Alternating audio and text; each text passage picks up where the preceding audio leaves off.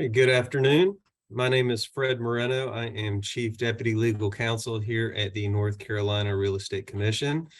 I appreciate joining this Mobile Mondays. I think they're a very valuable tool for the NC Realtors.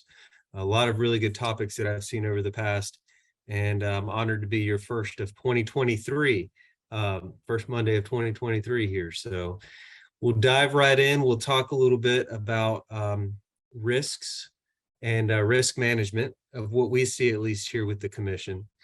One of the first topics I would like to discuss is something the commission has really noticed an uptick with in this current market, and that is renovated properties and properties that a lot of buyers go in, purchase, and do some remodel work and, in a sense, flip the property and then sell it within a few months without even taking any ownership of it as far as moving in or living there, just purely an investment property that they plan to remodel, flip, and make a profit. A lot of times these buyers and sellers, in a sense, are using the same agent. They'll use an agent to help them buy the property. And then after they finish the renovations, they'll use that same agent to list the property for them. There's nothing wrong with that. Of course, as you know, you have to have a buyer agency agreement the first time and then a listing agency agreement the second time. But the problem that we're seeing is a lot of times buyers will purchase these flipped properties and then find out later on that the seller never pulled permits, or they may have even hired a contractor who didn't pull permits, and the local municipality required permits to be pulled for various things. Obviously, the commission, we do not define what needs to be, what permits are required. That will be a local municipality question. They differ throughout the state. Some of them say if you move the plumbing, or if you don't move it, or if you do certain tweaks to it, it's not required. Others say if you do the smallest tweak to the property, it is required to pull a permit. So you need to be very careful and understand your local municipality and what they require. As a broker, your duties are not necessarily to know what needs to be permitted, but you need to be asking the questions. So when your seller comes to you and says, hey, I would like to advertise this property that I just did a complete renovation on, then listing agents, you need to ask your seller, what did you do?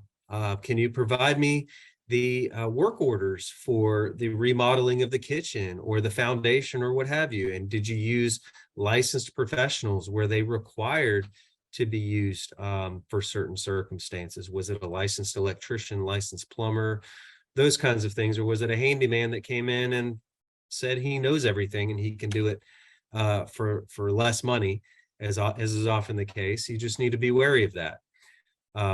Those are things that would be material facts that would need to be disclosed if permits were required and they were not pulled. Also, what we're seeing is the question, there's been some question about, do we need a general contractor to be used in some of these renovations? I think it used to be a $30,000 threshold. If I'm not mistaken, I think it's been lowered to $20,000 now under some new legislation. But it's important to take a look at, I believe it's still 30,000, excuse me. There was some talk of moving it down. The statute for general contractors is North Carolina General Statute 87-1. And when you take a look at that, there is an exception to that $30,000 requirement if the owner is inside the property or lives in the property. There is an exception under subsection B2, which says any person, firm, or corporation who constructs or alters a building on land owned by that person, firm, or corporation, provided that the building is intended solely for occupancy by that person, firm, or corporation, that complies with 87-14.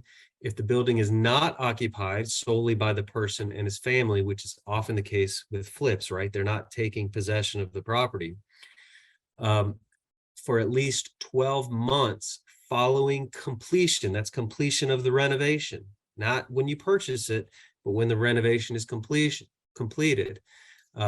then it shall be presumed that that person is not intending to occupy that property or their family is. So that's the exception, right? If they are occupying the property, if they do $30,000 worth of renovations, then they have to live in the property for a period of 12 months from the completion of the renovation. That's the exception. If those are not in place, general statute says you need a general contractor. So those are questions that we expect listing agents, the commission expects listing agents to ask when these properties are flips. On the other side of it, as a buyer agent, if you are going to look at a property that is being advertised as a whole house renovation or major renovations completed by the seller, again, the duty on you is to discover and disclose as well. You need to ask those questions to the listing agent. Hey, what was done? What did the seller do? Were permits required? You give a phone call to the municipality and say, this is what I'm told was done. Are you aware if permits need to be pulled, or were they pulled in this case? Do your due diligence for your clients. Also, as a buyer's agent, a lot of times you may be dealing with FHA, the lending.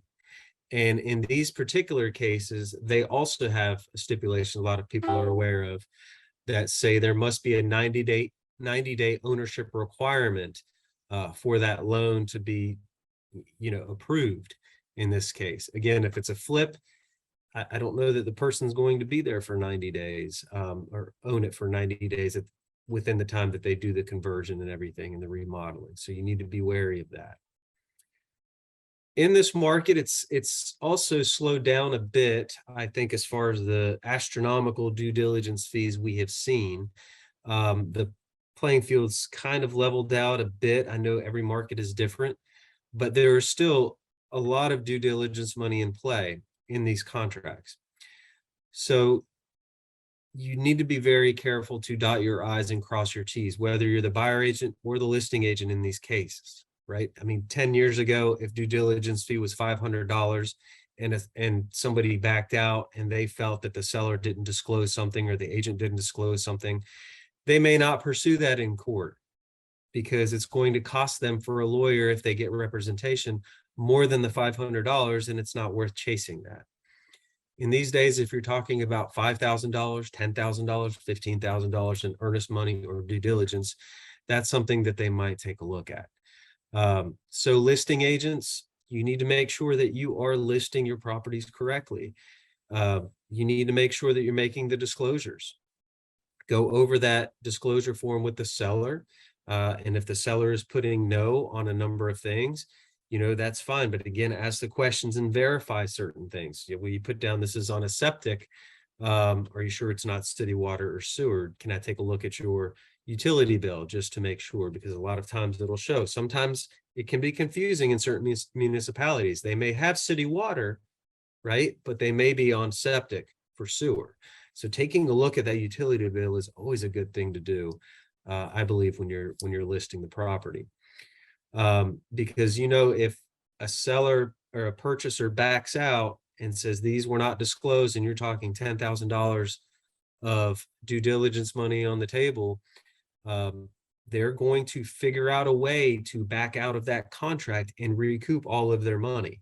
And they will do that by nitpicking at any misrepresentation or omission of material fact that either the seller or the listing agent failed to disclose. Buyer agents, on the flip side here, you need to have your conversations with your buyer clients and explain to them about the due diligence process in North Carolina. Especially in this market, I know in the Triangle area, with the number of jobs that are coming here with different companies, there's a lot of out-of-state people coming to this area. With them, they come with their escrow fees and things like that, terminology that we typically do not use in North Carolina. So you need to explain to them what North Carolina's process is here, because yes, it is different than many other states in this country. They may not understand the due diligence process, and that if they back out for any reason or no reason, they may lose that money. We've had complaints from people that say, my agent never told me. I thought I could get it back. I thought it was a deposit. So make sure that you're covering yourselves and having these conversations and letting them know, letting your buyer clients know, this money is off the table if you back out, potentially. unless there's any kind of omission or misrepresentation. And again, if they're asking you if they should pursue this, do not be a lawyer. Do not try to give them legal advice. Just refer them to an attorney, and have them take their contract there and tell them the attorney can advise you whether, what your rights or remedies are under the contract. That's what the commission would expect the agents to do in these kinds of transactions. With this market, I'll say the third thing that we're really seeing is properties that go on the market. A buyer comes in, has a home inspection performed. On the inspection, it's revealed a number of material issues, whether it's a leaky faucet, if there's a leak in the roof, some issues with the foundation, water in the crawl space, any of those things. And they just decide that they want to terminate, or they can't come to an agreement with the seller to lower the price or do any repairs. So they terminate. And then the listing agent goes and puts the property right back on the market.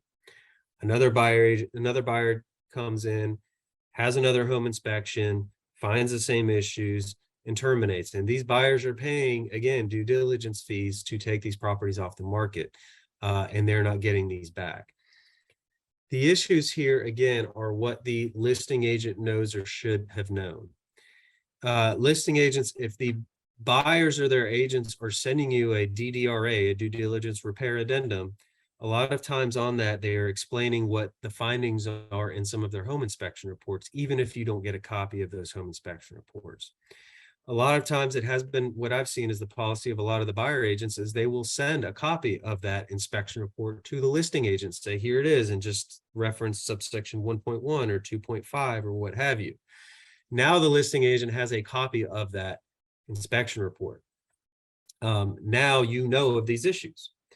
So as a listing agent, what you need to do is understand, look at the inspection report, give it to your client, your seller client, have them look it over and say, okay, these are the issues, the buyer is terminating.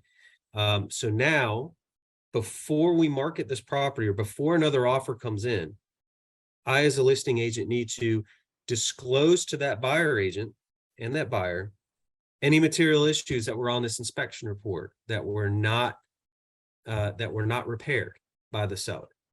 If the seller says, okay, Mr. Listing Agent, I looked at this inspection report when we took the house off the market, I fixed all these things. The commission would not expect the listing agent to say, oh, okay, that's great, let me just relist it. We would expect the listing agent, again, ask the questions. Well, who repaired it? Do you have work orders for those repairs? Just to verify that things were done, and if the licensed person needed, was required in those cases, that would be a material issue as well. Or did the handyman do that, right? So if those issues are not repaired that were on that inspection report, then those must be disclosed to another buyer at the time that an offer is made. A lot of times what I've seen listing agents do is they get a copy of this and they also attach it as an attachment to the listing. If they're listing in an MLS, for example, after a buyer backs out, and then that can also help you to make a full disclosure of those issues. So again, be careful with those renovated properties, with the flips, be careful with the due diligence fees and explaining as to what they are. Be careful with the houses coming back on the market after a termination and making sure of what you know or should know as material issues have been cured, or making those disclosures to the new buyers. Also, when you do that in the example of a termination and relisting, now that the seller has a copy of that inspection report, listing agents need to also have those conversations with the seller and say, hi, you know some issues that you may have not known before. So now you either need to repair them, or you also need to correct your disclosure form. Because remember, the disclosure form is sort of this living document. It lives throughout the transaction. It may be filled out at the very beginning of the listing, but if anything changes or anything is found out during the investigation of due diligence or during the investigation, that seller has a duty to correct that disclosure form and make it accurate. Okay. But they also have the option to put no representation if they had put no. But as a broker, you still are under our license law duty to disclose, even if the seller puts no representation and you know or should know about a material issue, you must still make that disclosure to the buyer at that time. Those are the three main things that we've seen, especially in this market with those issues. Now I'm going to sort of move into how do you assess this risk in your firm with your agents, okay? Number one is BIC supervision. And I'm looking at you, BICs, right? Brokers in charge. You are the workhorse. You are the end all be all with the firms, so to speak. And this particular commission has now, asked us as the prosecuting attorneys, if you will, to really look at cases to see, especially when we're talking about advertising and material facts are not being disclosed or they're being misrepresented. Advertising under our rules also falls under the broker in charge as the responsibility of the broker in charge. So we're looking at these cases now and adding a lot more of the broker in charge people assigned to this, even if it was a full broker, not necessarily a provisional broker that may have done the omission or misrepresentation on the listing. We are now looking to add more BICs because the BICs are responsible for this advertising. What are we going to look for? Well, as BICs, we're going to ask you, what's your firm policy? What's your training, right? What are you training your agents regarding materiality of issues? What's your education? What education are you trying to provide for your brokers in addition to their 12-hour CEs so that they really fully understand these material issues with these properties? We're going to ask you about your firm policies regarding your review of documents. Mr. BIC, Mrs. BIC, what are you reviewing with these agents when they advertise these properties? Are you looking at their agency agreements when they fill these out or the discussions they're having with their clients? We're also going to look at firm policies for side businesses. It might be a good idea. We've seen cases, and this is a very good issue with managing risk as far as a firm or broker in charge, is I've had cases where brokers are in a sales firm that all they do is sales. But this full broker has a friend who wants them to manage their property. And so what do? They execute a property management agreement in the name of the firm, unbeknownst to the BIC. And of course, they don't have a trust account. They don't follow our trust account guidelines. They're just trying to do a favor for a friend. And I've seen a lot of issues occur there. And if that happens, we will look at the BIC again and say, hey, what supervision are you doing? Did you know that your broker, even though you're in a sales firm, is managing this other property and they're not compliant with our trust account rules? And they signed the firm name. Oh, and by the way, the broker in charge is also responsible for trust account issues, right? Trust account maintenance of the firm. So these are things that I've seen firms put in place in their employment agreements to say you are not to have a side business, or if you are, it needs to be approved by the BIC or the qualifying broker and those kinds of things. So that might be something, if you don't have in your firm policies, you may want to add. Also, we've seen some issues, especially with the culture the way it is now, the political environment, the way it's been for a few years. People are very outspoken. They like to take to Facebook. They like to take to Twitter. They go on Instagram, and they may do a rant about a political, about something political, then about comment about something that the Supreme Court has decided on, or anything, what have you, anything going on in their community. And it has unfortunately put a lot of firms and BICs in hot water because they say your broker is saying this, albeit not during a real estate transaction, but there's still a representation of your firm. I believe that the Association of Realtors has sort of that code of ethics that may encompass that. But I've also seen some firms where they've created policies to disallow their agents from speaking on certain issues. It's a little bit different when a private organization or an employer is trying to do that, whereas us as the commission, a state government entity where you get into First Amendment rights and freedom of speech, it's a little bit trickier. But not all speech is protected anyways. Hate speech is definitely not, and things that can incite things. So we are on the lookout for that as well. We have had a couple of cases and people have filed complaints about things where they believe that brokers are stepping over that line. So just be mindful of that in this environment as well. And finally, adding on a little bit to the BIC supervision is we've talked about BIC supervision of sort of provisional brokers and full brokers.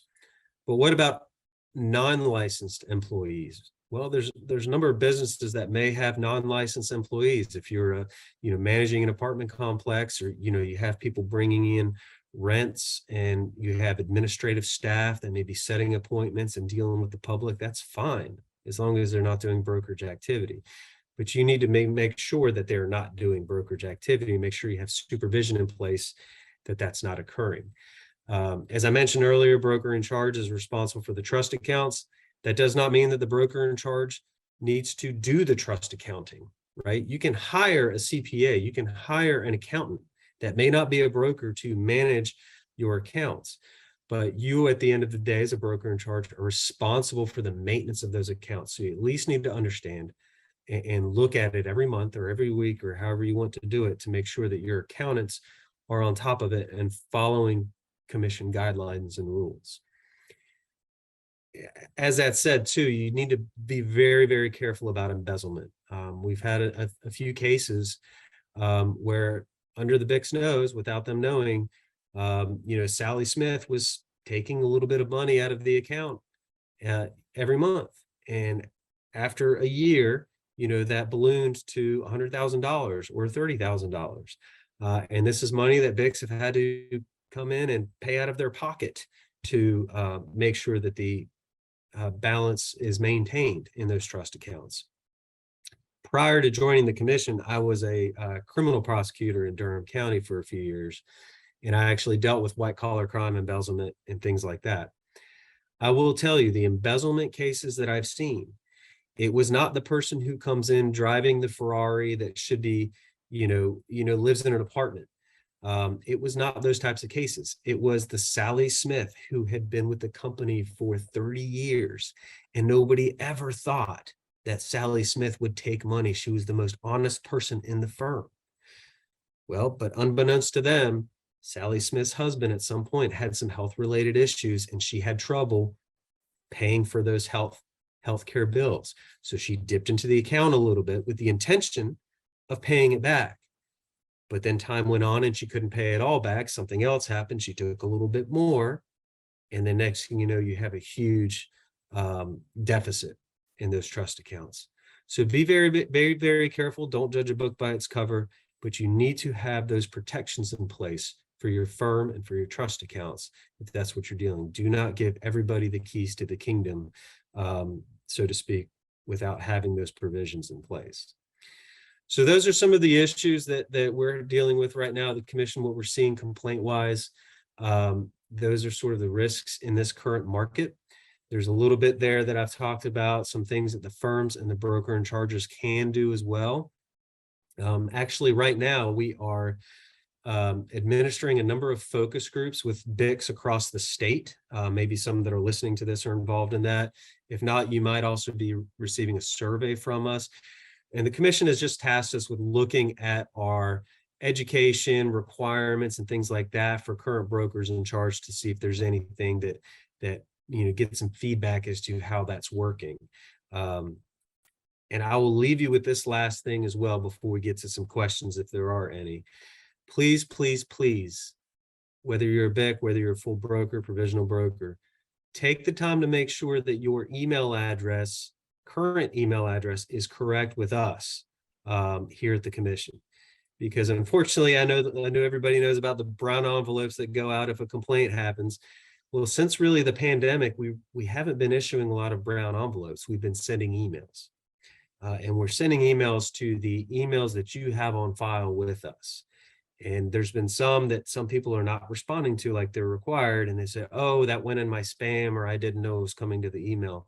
So please make sure that your email address is correct, and that you have any spam filters set so that you can get it from us if you need to.